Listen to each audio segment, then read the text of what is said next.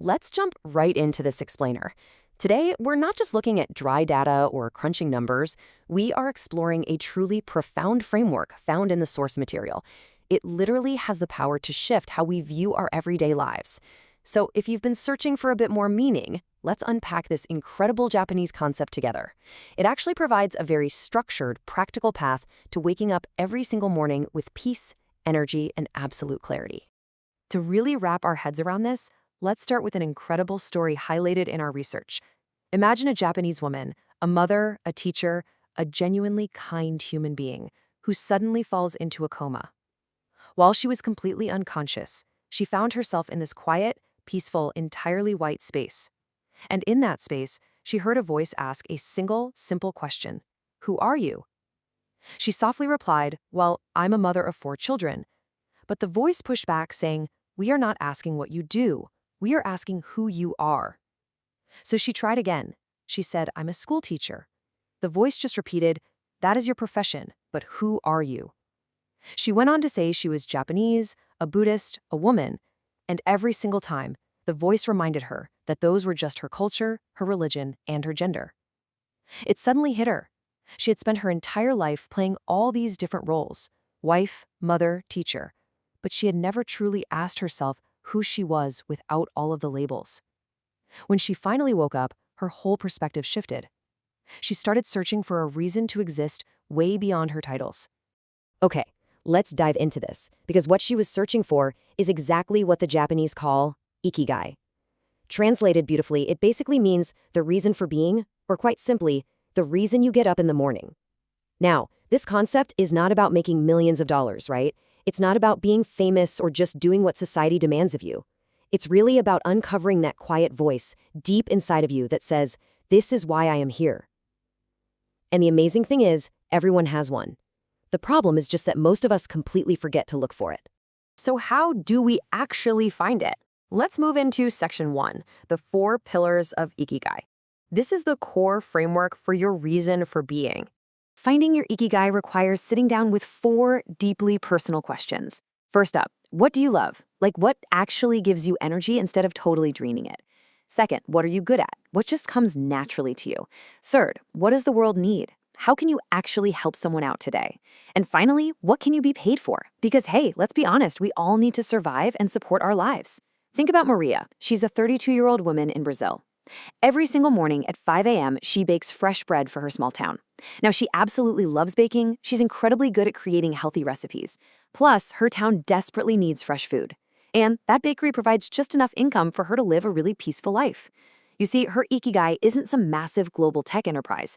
It's just a perfectly balanced, deeply fulfilling reality. Now, what's really interesting about this matrix is how it perfectly illustrates the danger of living your life in just one corner.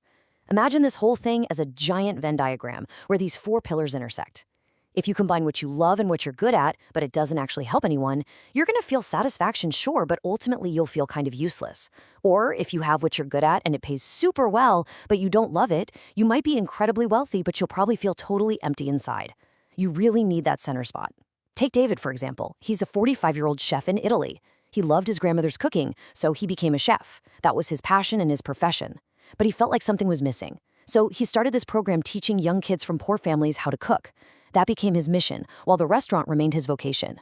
He finally found his true center. All right, so now that we've got the philosophy down, let's look at section 2, how to find yours. Let's get into the practical application. The research actually gives us a roadmap with 5 really actionable steps.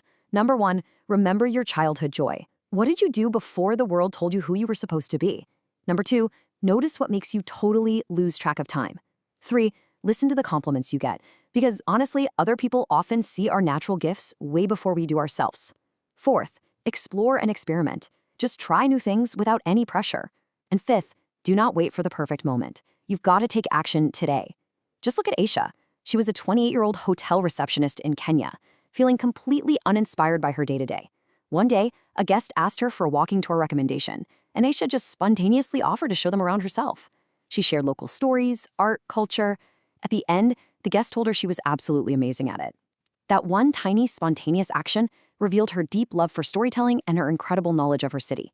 She started doing weekend tours, made extra money, and felt truly alive again. She didn't wait for permission, she just started walking. A huge piece of this puzzle is finding your flow. And flow, well, it's that beautiful state of complete focus where time just kind of vanishes. You totally forget you're hungry, you forget your stress, you were just fully, completely present.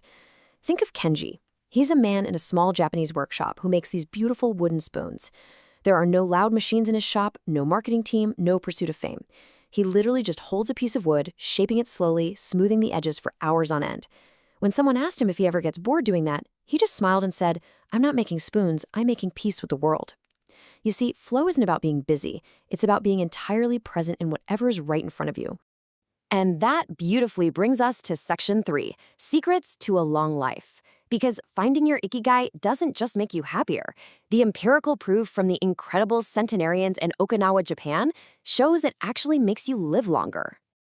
And this brilliantly illustrates one of their absolutely core physical habits, 80%. It's tied to a rule called Hara Hachibu, which simply means eating until you are only 80% full. They don't obsessively count calories, and they never, ever overeat until they feel sluggish or heavy. They eat until they feel light. They treat food as medicine, eating mindfully, and genuinely honoring their bodies rather than punishing them with extreme fad diets. But it's way more than just food. Their entire lifestyle is a literal masterclass in longevity. They keep moving every single day, and I don't mean hidden heavy gym. I mean continuous, gentle movement. Things like gardening, walking, sweeping. Even their furniture helps out because sitting on the floor means they're constantly squatting and stretching their legs to stand up. They also form a moi. Now, a moi is this small, deeply connected group of lifelong friends who support each other through absolutely everything.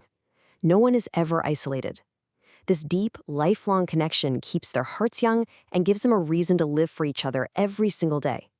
Add in a daily reconnection with nature and a habit of just giving thanks, and you literally have a recipe for a century of vitality.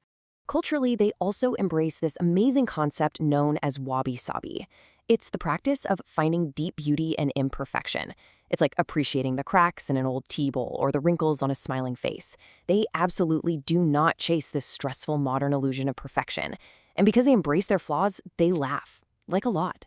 They joke, they tease each other, they don't take themselves too seriously. And science actually backs up this cultural secret.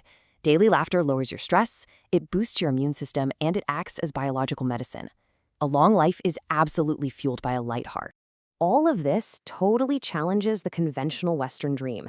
Let's look at section 4, never retire from purpose. So the crucial point here is the stark contrast between these two mindsets. In modern Western life, we often view work as this enemy that we have to escape so we can finally rest. But in Okinawa, the mindset is that you never retire from purpose. You are simply not made to do nothing. Consider Tomoko. She's an 87-year-old seamstress. She sewed for 60 years and finally retired at 72. But after a year of doing absolutely nothing, she was anxious, she was exhausted, and she felt completely useless. Her health was actually fading. Then she saw her old sewing machine. She turned it on and started stitching these little small pouches, just giving them away at the market for free. And people loved them. She wasn't doing it for the money. She was doing it for love. She says that when she sews, her hands remember, her mind calms down, and her heart just comes alive.